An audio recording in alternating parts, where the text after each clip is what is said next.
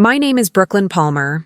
I'm 29 years old, and I had just spent 3 years creating a documentary film about environmental activism that I was planning to submit to major film festivals, and that represented hundreds of hours of interviews, field footage, and meticulous editing stored on an external hard drive that contained my entire professional portfolio and irreplaceable source material. What I never imagined was standing at a family party listening to my father Charles casually announce, "We accidentally knocked your hard drive off the balcony," while chuckling as if destroying 3 years of my life's work was an amusing anecdote, while my mother Joan shrugged and said, "Happens," as if professional filmmaking equipment and years of creative work were disposable household items that could be easily replaced.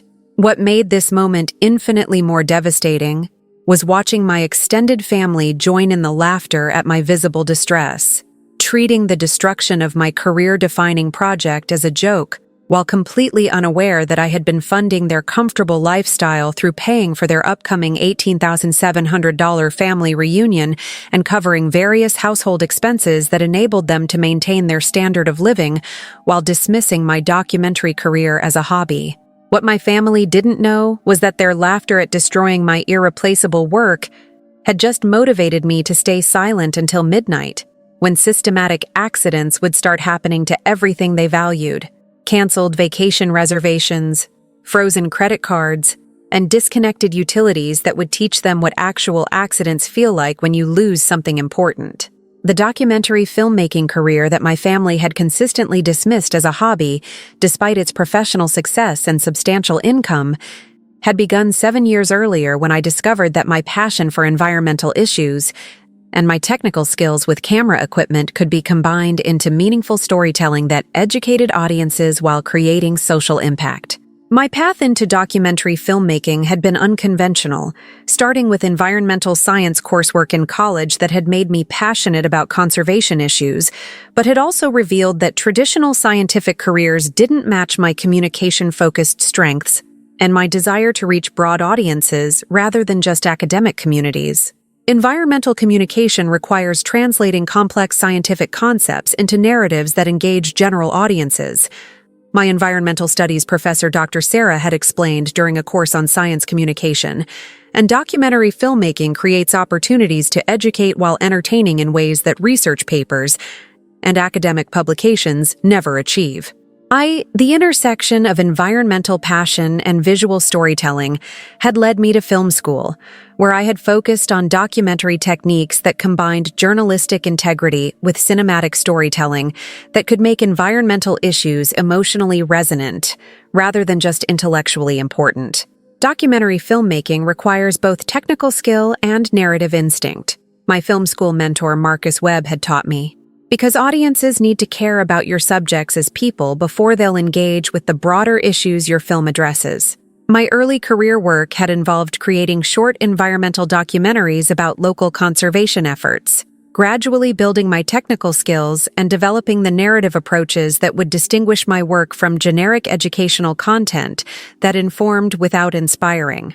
The breakthrough that had established my professional reputation came when one of my short documentaries about ocean conservation was accepted into a regional film festival, where it won an audience award and generated attention from environmental organizations seeking filmmakers who could create engaging content about their causes.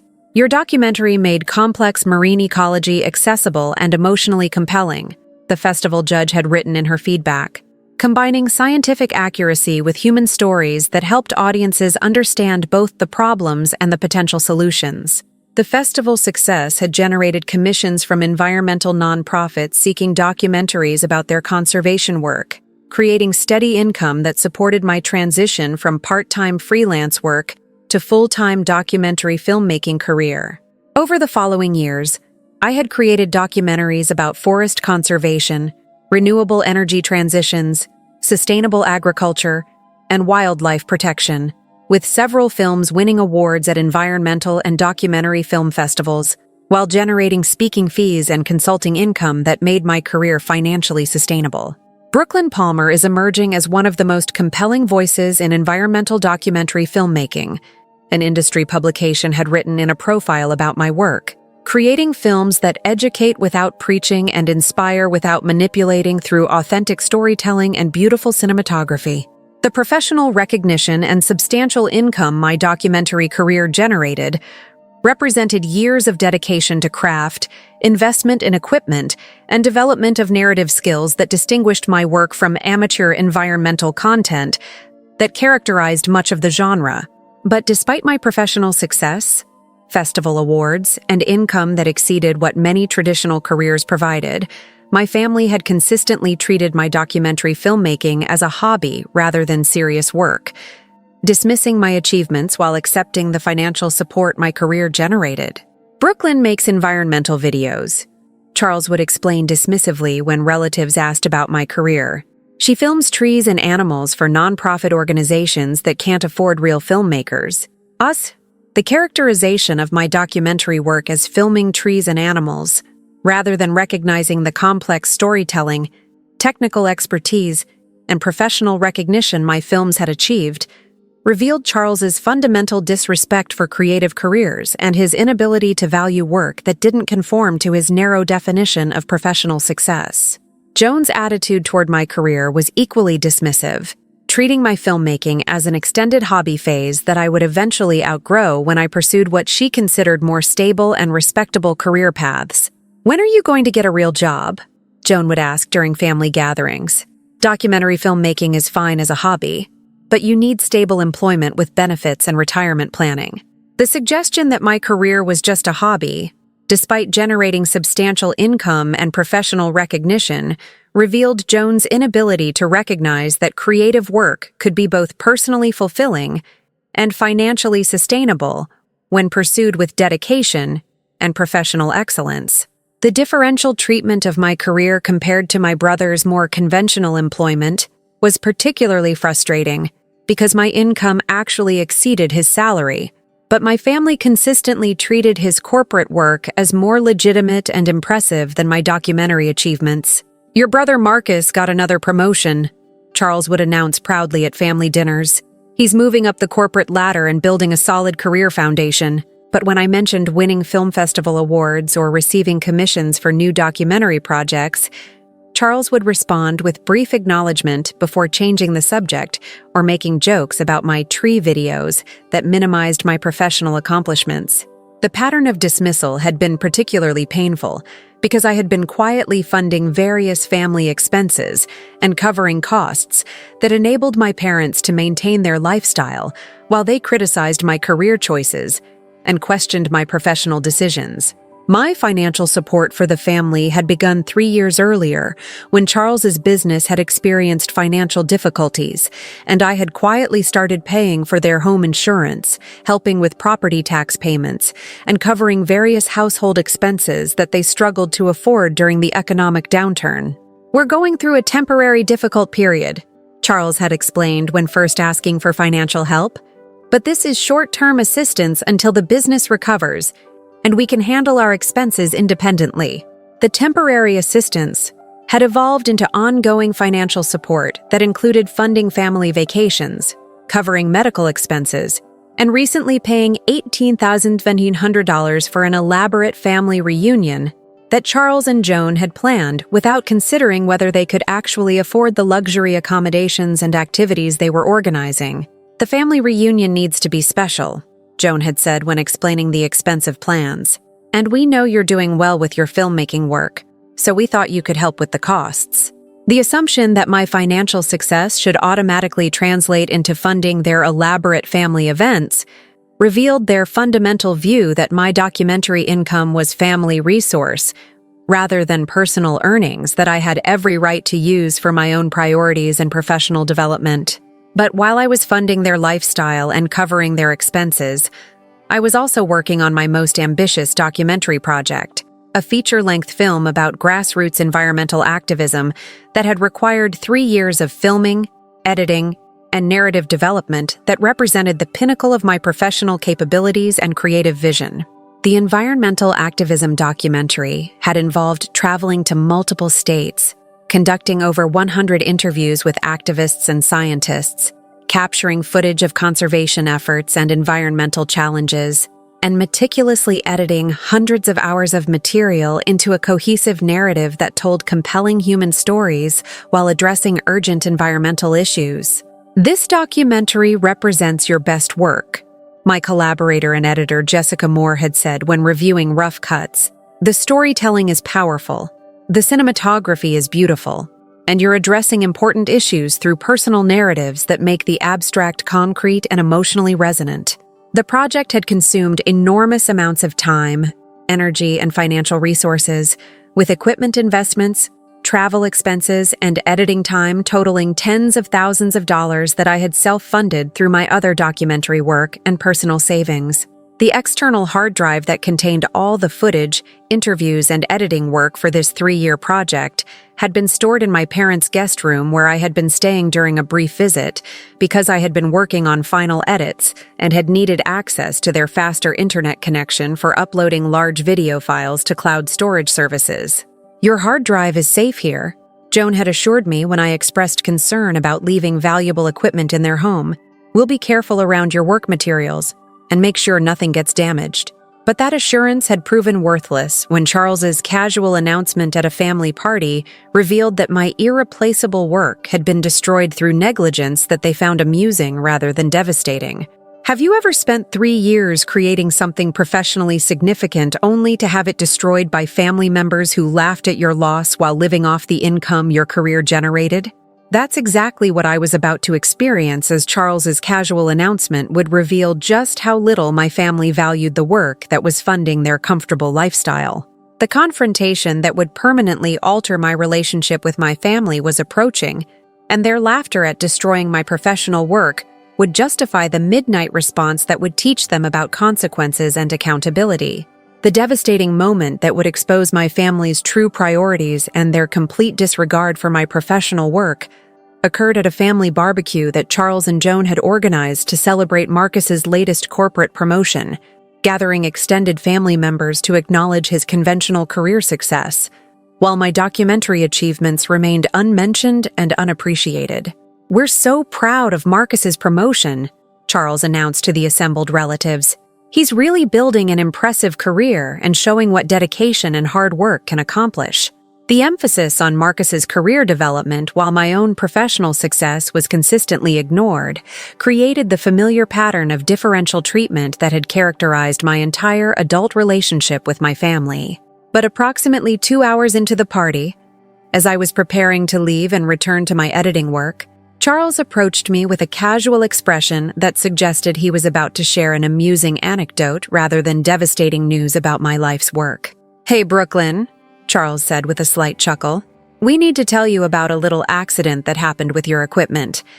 The characterization of whatever had occurred as a little accident immediately triggered my concern, because expensive filmmaking equipment doesn't experience little accidents that are amusing enough to prompt laughter during the explanation.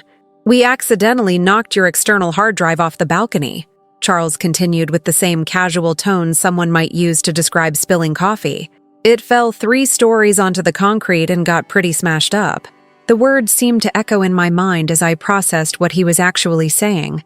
My external hard drive containing 3 years of documentary footage, interviews, and editing work had been destroyed through negligence that Charles was treating as a minor inconvenience rather than the professional catastrophe it actually represented. "You knocked my hard drive off the balcony?" I asked, making sure I had correctly understood what he was describing. "The external drive that contained all my documentary footage and editing work?" "Yeah, that one," Charles confirmed, apparently oblivious to the magnitude of what he was describing. "We were moving some furniture on the balcony and the drive was sitting on a table that got bumped. It went right over the railing and smashed on the concrete below." The explanation revealed that my equipment had been left in an unsafe location, where it was vulnerable to exactly the kind of accident that had occurred, suggesting that the safe storage Joan had promised had actually been casual placement in high-traffic areas where valuable equipment could be easily damaged. "The hard drive is completely destroyed," Joan added, shrugging as if she was describing broken dishware rather than irreplaceable professional work. "We picked up the pieces, but it's just a smashed plastic shell and broken components now." The casual way she described the destruction of 3 years of my work suggested that she genuinely didn't understand the difference between replaceable consumer electronics and professional storage devices containing irreplaceable creative content. 3 years of work was on that drive, I said, my voice carefully controlled despite the devastation I was feeling. All my documentary footage, interviews, and editing for my environmental activism project. Well, you should have backed it up better, Joan replied dismissively. Everyone knows you're supposed to have copies of important computer files. The victim-blaming response that suggested my work loss was my own fault for not having adequate backups revealed Joan's complete inability to take responsibility for destroying my equipment through her own negligence. But what made this moment infinitely more devastating was the reaction from extended family members who had overheard our conversation, as several relatives actually laughed at the story of my destroyed equipment and my visible distress at learning about the loss. "That's pretty bad luck," my Uncle Richard said while chuckling. "Imagine having 3 years of work get destroyed by an accidental furniture bump." The characterization of deliberate negligence as bad luck and the laughter at my professional disaster revealed that my extended family shared Charles and Joan's fundamental disrespect for my creative work and their inability to recognize the severity of what had been destroyed. "These things happen," my Aunt Patricia added dismissively. "It's just video footage that can be refilmed, right? Not like you lost anything truly irreplaceable." The suggestion that 3 years of documentary footage containing interviews with specific activists, documentation of particular environmental events, and footage of situations that no longer existed could simply be refilmed revealed such profound ignorance about documentary filmmaking that I struggled to even respond to the absurdity. "How much did the hard drive cost?" Charles asked, apparently believing that the financial value of the equipment rather than the irreplaceable content was what I was upset about losing. "The drive cost $300, I replied, but the content on it represented 3 years of work, hundreds of hours of filming and editing, and tens of thousands of dollars in production costs for a documentary I was planning to submit to major film festivals." The explanation of the actual loss apparently didn't register with Charles, who pulled out his wallet and attempted to hand me cash as if monetary compensation for the equipment could somehow replace the destroyed work. "Here's $300 for the hard drive," Charles said, holding out bills as if this gesture resolved the situation. "And I'm sure you can recreate whatever was on it since you're so good with your video work." The casual dismissal of 3 years of irreplaceable work as something I could simply recreate revealed such fundamental misunderstanding of documentary filmmaking that I realized any further explanation would be pointless.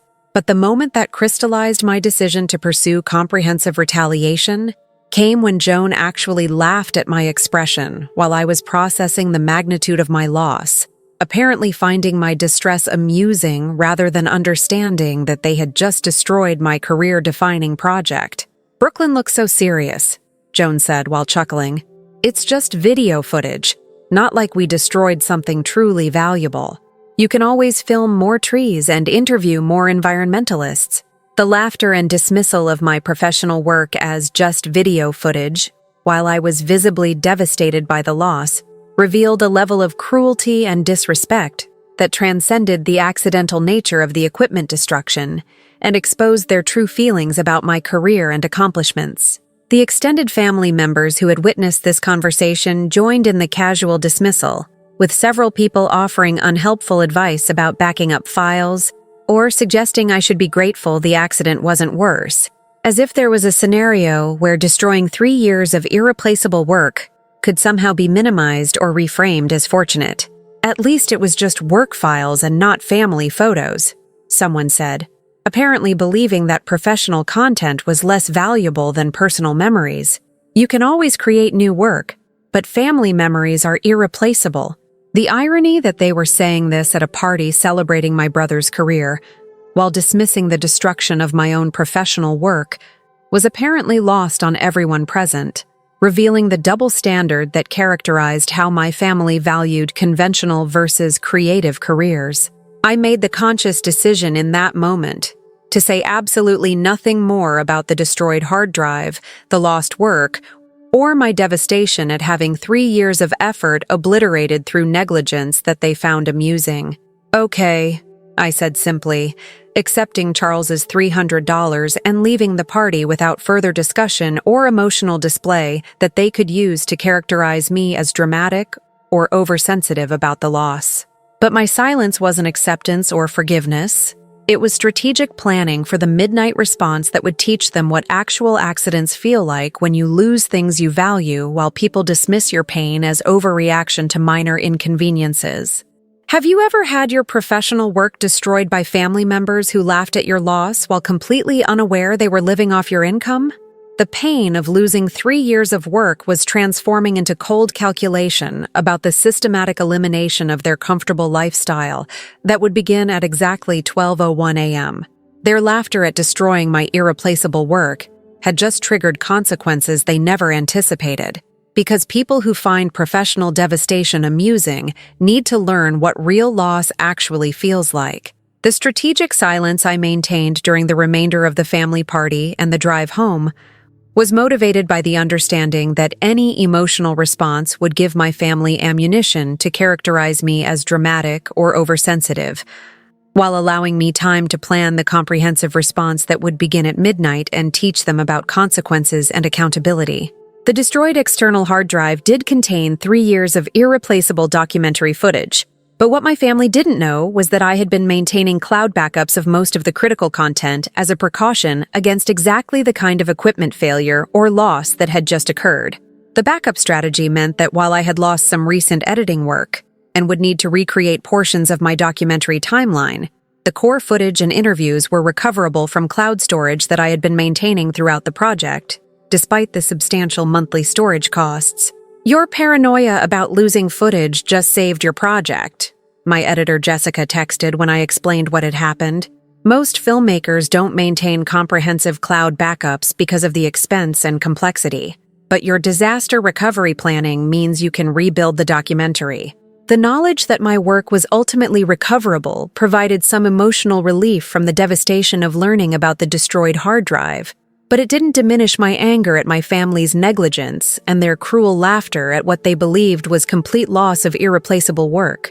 But while my documentary project was salvageable through backups, my family's comfortable lifestyle was about to experience its own accidental losses that would be far more difficult to recover from than my professionally managed cloud storage could restore my footage. The financial support I had been providing to my family was comprehensive and systematic, extending far beyond just the recent $18,700 family reunion payment to include ongoing subsidies that they had become so accustomed to that they no longer even recognized how dependent they had become on my documentary income. My financial records showed that over the past 3 years, I had contributed approximately $67,000 to various family expenses, including property taxes, insurance premiums, medical bills, car repairs, home maintenance, and the elaborate vacations that Charles and Joan planned without considering whether their own income could actually support their desired lifestyle. Your family has been living substantially beyond their means, my accountant had observed when reviewing my financial support patterns, and they've apparently structured their budget around the assumption that your contributions will continue indefinitely without requiring gratitude or reciprocity. The dependency relationship had been enabled by my willingness to quietly cover expenses without demanding acknowledgement or appreciation, creating a situation where my family benefited from my success while simultaneously dismissing my career as a hobby that wasn't worthy of respect or consideration. But that financial support structure was about to experience comprehensive accidents that would teach them exactly how much their comfortable lifestyle depended on the daughter whose work they had just destroyed while laughing at her devastation. The preparations for my midnight response began with documenting all the financial accounts, subscriptions, and services that I had been paying for, creating a comprehensive list of everything that would need to be canceled or reversed to eliminate my financial support. The family reunion reservations that I had funded with $18,700 included luxury rental homes, premium rental vehicles, prepaid activities, restaurant reservations, and travel insurance that had been booked under my credit cards, with the understanding that this was my contribution to the family celebration. The reunion reservations are completely in your name, the booking agent confirmed when I called to inquire about cancellation policies. and you have the authority to modify or cancel any of the arrangements since you're the primary account holder. The complete control over the expensive reservations meant that my family had no legal standing to prevent cancellation if I chose to reverse the bookings that I had funded under the assumption that my work and contributions would be valued rather than mocked. The credit card that I had been allowing my parents to use for household expenses was technically a business account in my name that I had given them access to for genuine emergencies and necessary purchases, but that had evolved into their primary payment method for discretionary spending and lifestyle expenses. The business credit card shows your parents have been using it for an average of $2,800 per month, my accountant noted, including restaurant meals, entertainment, shopping, and various purchases that don't qualify as the emergency expenses you originally authorized. The unauthorized spending patterns meant that canceling their access to the card would immediately impact their ability to maintain their current lifestyle and would force them to live within their actual income rather than supplementing with my documentary earnings. The utility services at my parents' home had been transferred to my name 2 years earlier, when they had credit issues that prevented them from qualifying for service in their own names, creating a situation where I was technically responsible for their electricity, natural gas, water, and internet services. Your parents' utilities are in your name and you have complete authority to modify or terminate service, the utility company confirmed, though we recommend providing notice if you're planning to transfer services to avoid disruption for the residents. But notification would defeat the purpose of teaching them what accidents feel like when important services suddenly disappear without warning, just as my documentary work had vanished when they knocked my hard drive off their balcony. At exactly 12:01 a.m., I began the systematic process of reversing every financial contribution and service that I had been providing, starting with the most dramatic cancellations that would create immediate crisis when discovered. The family reunion reservations were canceled first, with polite explanations to booking agents that plans had changed, and I needed to reverse all arrangements that had been made under my name and credit cards. We'll process the cancellation and issue refunds according to our policies, the rental agency confirmed, though some of the deposits may be non-refundable given the relatively short notice before your scheduled arrival dates. The loss of some deposit money was acceptable collateral damage in exchange for teaching my family that destroying someone's professional work has consequences beyond just the immediate loss they found so amusing. The credit card access that my parents had been using was immediately frozen, with the account locked and new security credentials established that prevented anyone except me from authorizing charges or accessing available credit. The business account has been secured, the credit card company confirmed, and any existing authorizations or saved payment information has been deactivated to prevent unauthorized use. The utility services were modified with service pause requests that would result in disconnections over the following 48 hours, creating exactly the kind of sudden disruption that accidentally happens when services are terminated without warning. We'll process the service pause requests, the utility companies confirmed, and services will be disconnected according to standard procedures unless the account holder contacts us to reverse the requests. But I had no intention of reversing anything because my family needed to experience what actual accidents feel like when important things suddenly disappear because of someone else's negligence or deliberate actions. Have you ever systematically eliminated all financial support you were providing to family members who destroyed your professional work while laughing at your loss? The satisfaction of knowing their comfortable lifestyle was about to accidentally collapse exceeded anything mere anger or confrontation could have achieved. But the true impact would come in the morning when they discovered that their vacation was canceled, their credit card wasn't working, and their utility services were being disconnected, all while having no idea that the daughter whose work they destroyed had been funding their entire lifestyle.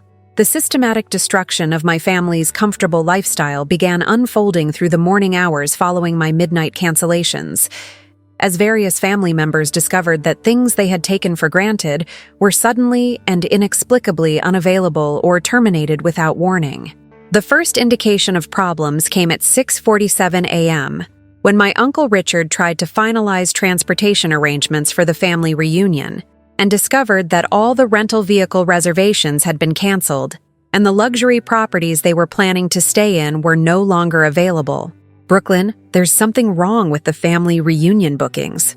Richard's text message read, "The rental agency says all our reservations were canceled last night, and they're not showing any record of our upcoming trip." The panicked tone of the message suggested he had been trying to contact the booking agencies directly. Before realizing that I was the account holder who had actually made all the arrangements, making me the only person with authority to explain or resolve the cancellation situation. By 8:15 a.m., my phone showed 17 missed calls and numerous text messages from various family members who were discovering the cancellations and trying to understand what had happened to the elaborate vacation they had been planning and that I had been funding. Why were the reunion reservations canceled? My mother Joan demanded in a voicemail. "We have family members flying in from across the country, and now they have nowhere to stay and no activities planned." The distress in her voice suggested she was beginning to understand that the canceled vacation represented a significant problem, rather than just a minor administrative error that could be easily resolved through phone calls to booking agencies. But the most dramatic discovery was occurring at my parents' home, where Charles was attempting to use the credit card for morning coffee and discovering that the account had been frozen and was no longer accepting charges for any purchases. "The credit card isn't working," Charles texted. "It's being declined at every store and the credit card company says the account has been restricted. Did something happen with your business account?" The innocent question about whether something happened revealed that Charles genuinely didn't understand the connection between destroying my professional work and the sudden disappearance of the financial support he had been taking for granted. By 9:30 a.m., the utility disconnection notices were beginning to arrive at my parents' home, with formal notifications explaining that service would be terminated within 24 hours, unless the account holder contacted the companies to reverse the service pause requests that had been submitted. "We're getting utility disconnection notices," Joan called to say, her voice rising with panic. "They're saying electricity, gas, water, and internet are all being shut off tomorrow unless someone contacts them to stop the service terminations."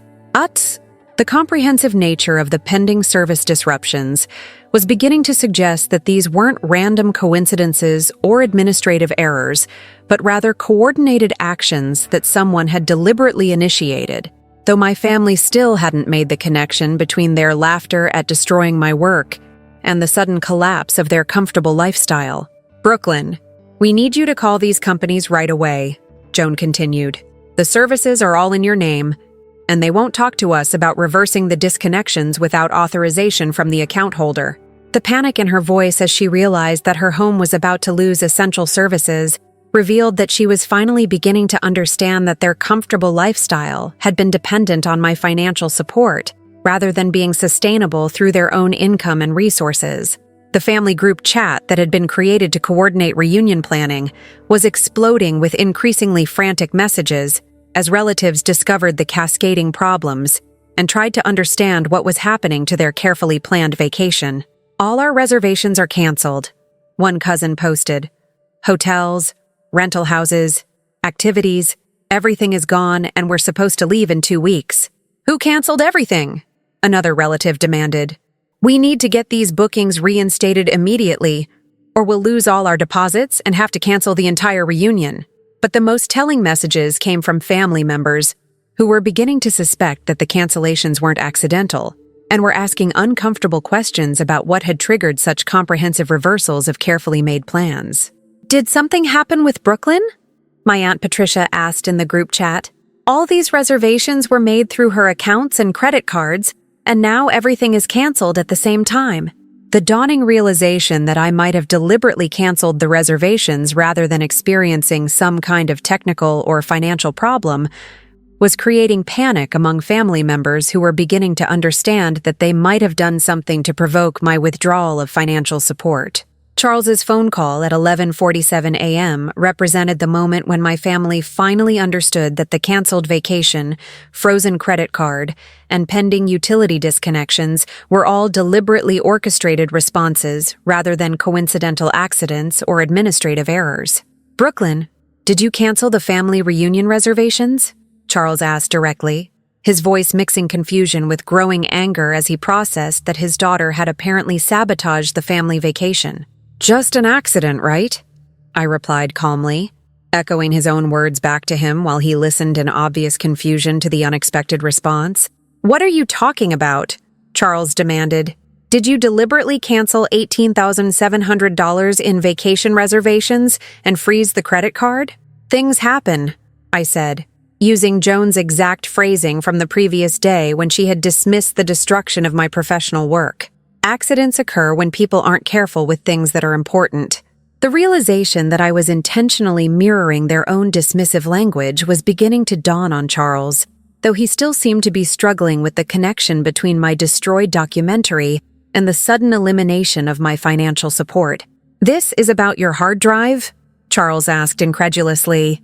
"You're canceling family vacations and disconnecting utilities because we accidentally broke your video equipment. You destroyed 3 years of irreplaceable work," I replied, and responded by laughing at my devastation while telling me to back things up better. The factual summary of what had actually happened apparently made Charles uncomfortable, because he fell silent for a moment before attempting to reframe the situation as a misunderstanding, rather than acknowledging the cruelty of their response to my professional disaster. "We didn't realize how important that hard drive was," Charles claimed. "We thought it was just some video footage that could be replaced or recreated if necessary. And I didn't realize how important your comfortable lifestyle was," I replied. Apparently, we both made mistakes about what the other person valued and needed.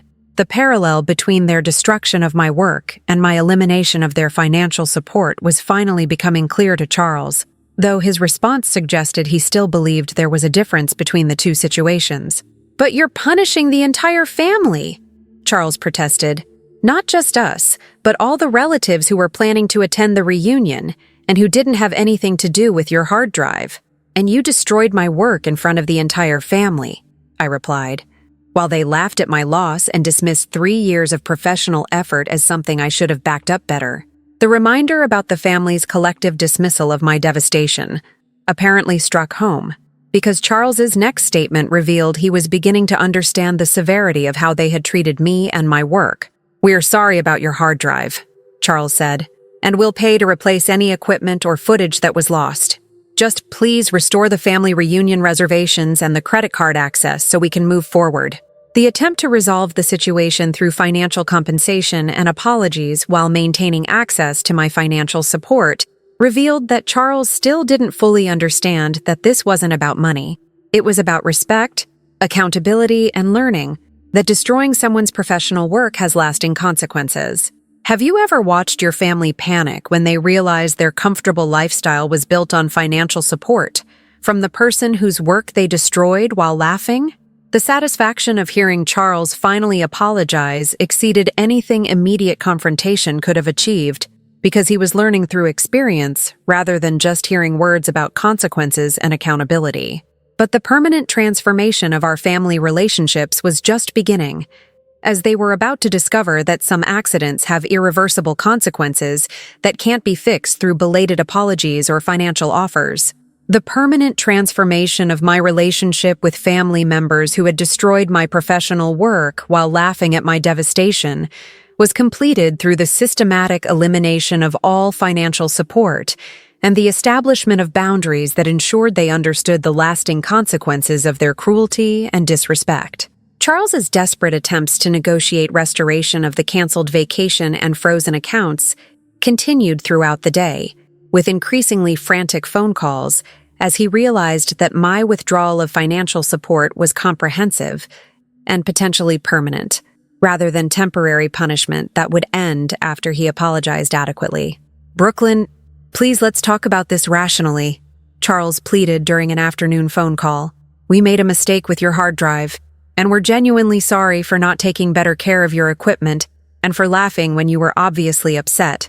The apology was more complete than his initial attempt, acknowledging both the destruction of my work and the cruel response to my distress, but it still positioned their behavior as a mistake rather than recognizing the systematic pattern of disrespect that had characterized their treatment of my career. "The mistake was thinking I would continue funding your lifestyle while you dismissed my professional work as a hobby," I replied, And the consequences of that mistake include learning to live within your actual income rather than depending on my documentary earnings. The connection between their disrespect for my career and their loss of financial support was finally becoming clear to Charles, though his response suggested he was still struggling to accept that his daughter wouldn't immediately restore their comfortable lifestyle after a simple apology. "But the family reunion represents months of planning," Charles protested, "and relatives have already arranged time off work and purchased plane tickets based on the assumption that accommodations were confirmed. And my documentary represented 3 years of planning and work," I replied, "with festival submission deadlines and professional opportunities that you destroyed while laughing at my devastation." The parallel between the disrupted vacation and my destroyed professional work was creating exactly the kind of understanding that came from experiencing loss, rather than just hearing about it abstractly. The extended family members who had laughed at my destroyed hard drive were now experiencing their own version of watching something important disappear while feeling powerless to prevent or reverse the loss. "Can Brooklyn really just cancel the entire family reunion?" Relatives were asking in the group chat. "Doesn't she care about the family relationships she's damaging by punishing everyone for her parents' mistake?" The characterization of my boundary setting as punishment, and the suggestion that I was damaging family relationships rather than recognizing that they had damaged the relationship through their cruelty, revealed that some family members still didn't understand the severity of what had happened. But other relatives were beginning to recognize that my response was proportionate and appropriate, given what had occurred and how I had been treated. "Maybe we shouldn't have laughed when Brooklyn was obviously devastated about her lost work," my cousin Sarah wrote in the group chat. "And maybe we need to acknowledge that she's been funding our vacations and lifestyle while we dismissed her career as unimportant." The honest assessment of family dynamics was creating uncomfortable conversations among relatives who were being forced to examine their own complicity in the disrespect and dismissal that had characterized how they treated my documentary work.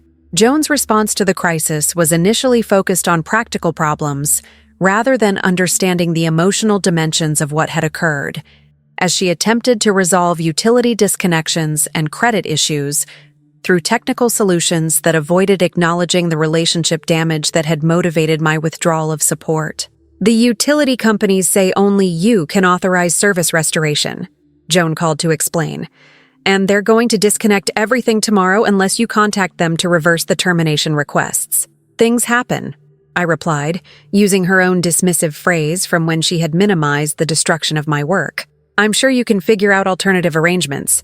The echo of her own words back to her created a moment of recognition that I had deliberately crafted my response to mirror their treatment of me, though Joan's next statement suggested she was still more focused on immediate practical problems than understanding the broader issues.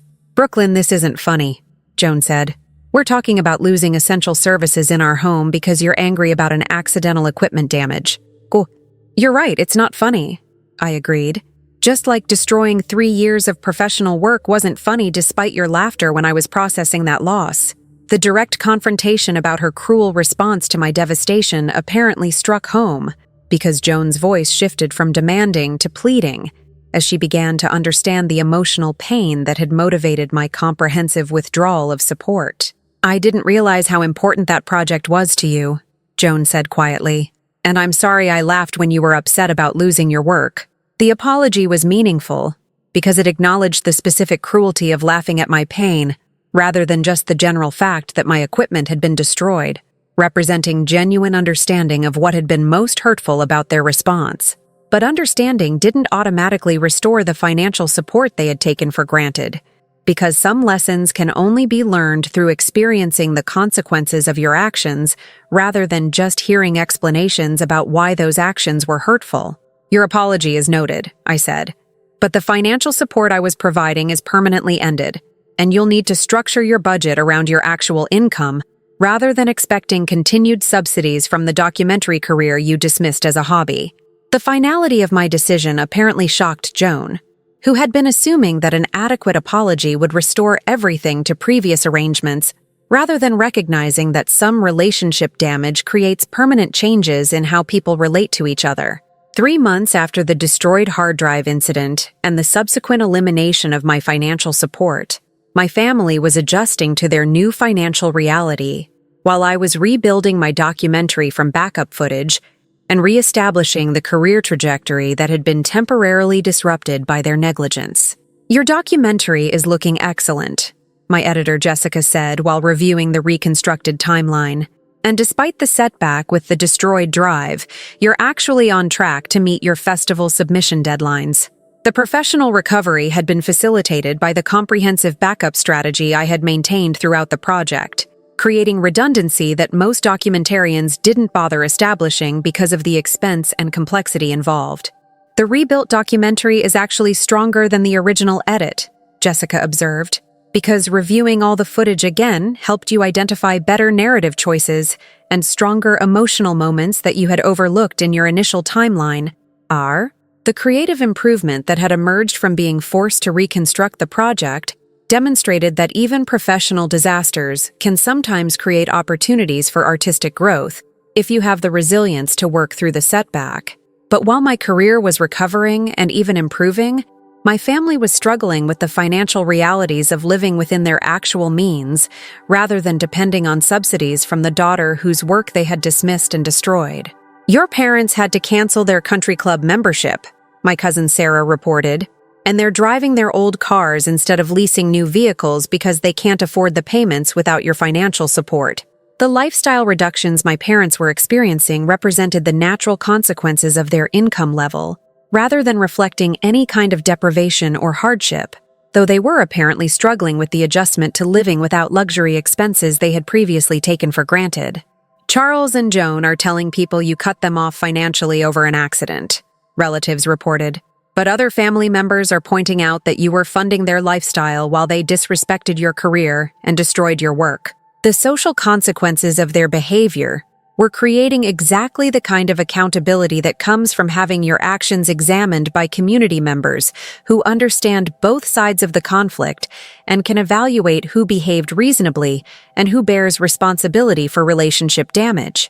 My documentary about environmental activism was ultimately accepted into 3 major film festivals and won an Audience Choice Award at one of them, generating exactly the kind of professional recognition and career advancement that I had been working toward when my hard drive was destroyed. "Your documentary is getting excellent reviews and festival buzz," industry colleagues reported, "and your approach to telling activist stories through personal narratives is being recognized as a significant contribution to environmental filmmaking." The professional success validated everything I had been working toward and demonstrated that my career deserved the respect and consideration that my family had failed to provide, despite benefiting from my documentary income. Have you ever rebuilt your destroyed professional work while watching your family learn to live without the financial support they took for granted while disrespecting your career? Sometimes the sweetest outcome isn't revenge, but simply succeeding professionally. While those who dismissed your work learn through experience that creative careers generate both meaningful art and substantial income that they can no longer access, the permanent change in family relationships ensured that my future successes would be appreciated rather than taken for granted, while my financial independence protected me from ever again being in a position where people who disrespected my work could benefit from my career earnings. If this story resonated with you, please hit that subscribe button and share your experiences in the comments below. Remember that people who laugh at destroying your professional work while living off your income will learn what real accidents feel like when their comfortable lifestyle accidentally disappears. See you in our next story here on Her Sweet Revenge.